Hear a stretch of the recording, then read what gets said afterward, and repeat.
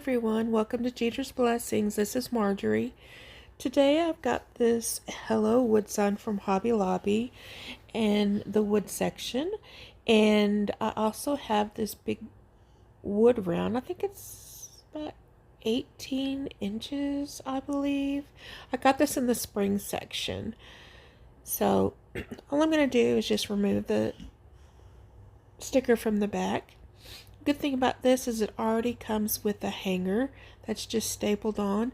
This is a pretty decent thickness for the wood round, and it's also a really nice size for larger doors. Now all I'm going to do is just take some of this Waverly chalk paint in white and give this whole board a good coat.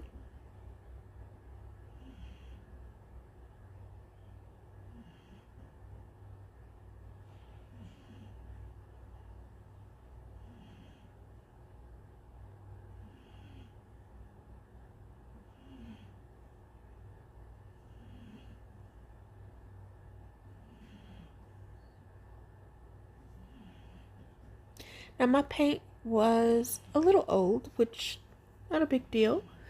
So it was a little bit thick, which I like.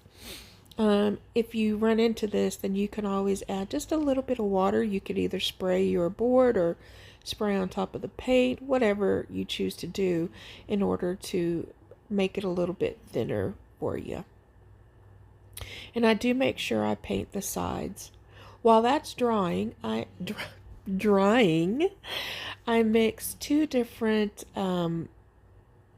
paints. One was just the apple barrel chocolate, I think that's what it was, paint, and the other one was from Hobby Lobby. It was kind of, I don't remember the name of it. It was kind of a pinkish brown color. I don't know. I thought it was really pretty, and I thought that the two of them together would make this a really pretty color, and it did. I absolutely love how this color turned out. Now that's just the beauty of being able to mix paints. You don't have to have a whole collection of various paints. You could actually get some really good staple paints, and by that I mean like your base paints that you can mix with other colors, and then come out with some of your own beautiful colors as well. So that's drying, and then my wood round has dried. So I'm just adding some painter tape, and here I'm just trying to do a rough measurement just to make sure that I'm getting it as centered as possible. Now, I definitely could have used my cutting mat as a guide, but I didn't want to get paint on it, so I'm just doing it this way. You guys can do it however you choose. That is absolutely up to you. So what I'm going to do is I'm actually going to leave the center white, and then I found this beautiful blue chalk paint there to my left, and I believe it's called Nantucket. It is so gorgeous, guys. I, I really do like blue stuff, but I don't have like a lot of blue decor, but I actually made this one and put this on my front door, and I absolutely love it. I've made wood rounds before, but this is the first time that I've actually put one on my door, but I love it. It is such a beautiful blue. And sorry for my big head being in the way. I don't realize how close I am to the camera on there, so you'll have to forgive me. But I do a pretty good coat on the top and the bottom, and as you see me doing here, I do paint the sides as well. This one I did not paint the back because I knew I was putting this on my door, but definitely if this is something that you're going to sell, then definitely make sure that you paint the back of it.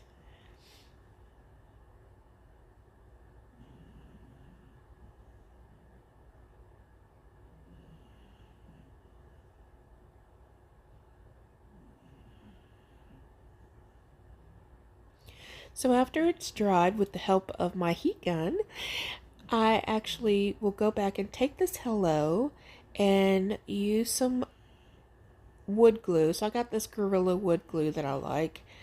And I think I struggle a little bit here. It's been a minute since I used it. Oh, nope. I think I already fixed it. And I just go in with some wood glue so it will last a long time. But then I also put some hot glue, Gorilla hot glue, on there as well so it can adhere immediately. And I will say I do love me a good Gorilla Glue adhesive. I use the hot glue, the wood glue, the super glue. That brand has never failed me. I just absolutely love it. So then I've got this big bushel of lamb's ear that I had got from Craft Outlet a couple years ago, and I just cut off some pieces here as you see me doing, and I am going to use those to decorate the wreath a little bit more. And so I'm just trying to find my placement, and then what I'll do is I'll go in and take my staple gun and use that. Now that's another reason I like this wood round, because it's thick enough that I don't have to worry about messing with different size staples for my staple gun, and it works wonderfully. So here I am just trying to pair up a couple other stems, and then I've got this beautiful color coordinating ribbon from the Craft Outlet, and I am going to make a bow to add on to the wreath. So here I've just got 8-inch tails, and then I believe I normally do 6-inch loops for like my wreaths and stuff, but because this is a wood round, I'm just doing several loops that are about 5 inches each. And then I will add in, I'll cut the other tail at 8 inches. So here I do the same thing. I just wanted to layer the ribbon because I wanted some more tails. I didn't want just a couple tails and a bunch of loops. I wanted several tails. I like how they come out because what you'll see me do in a minute is I'll curl those ribbon tails and they come up beautifully. So once I got it the way I wanted, I take a floral wire and I attach it to my bow, tightening my bow down, and then I'll trim the excess of it off. And then I kind of just tuck away those little pieces. So as you see, I'm just kind of like fluffing out my bow here and seeing how I want it to look and getting it to the right placement. And then I'll attach it to my wood round after I finish trimming all these tails and stuff. And then I'll attach it with the stapler. Now see what I was talking about with the tails? You give it a little curve with your hand and it just, I don't know, it just brings a little bit of additional life to the bows in my opinion. Now I apologize, here I'm about to place the wood round to where you can see what I'm doing. Sometimes it takes me a minute to realize, oh, I need to move it. It's probably not in screen. But so yes, here I am, and I do give several loops and tails a good staple, just because, you know, if it's windy and stuff, you want to make sure it's going to hold up in the wind and everything else. So, and then I'm just going to add probably a little bit more greenery.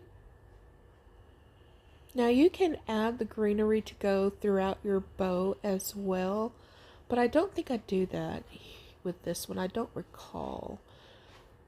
Sorry, I made this wood round several weeks ago, and so I'm just now doing the voiceover. But this is how it turned out. I think it's so beautiful, and I really enjoyed making this. I'm looking for new ways to make wood rounds, so keep watching for some more. Thank you so much for watching and spending some time with me today, and you have a blessed week.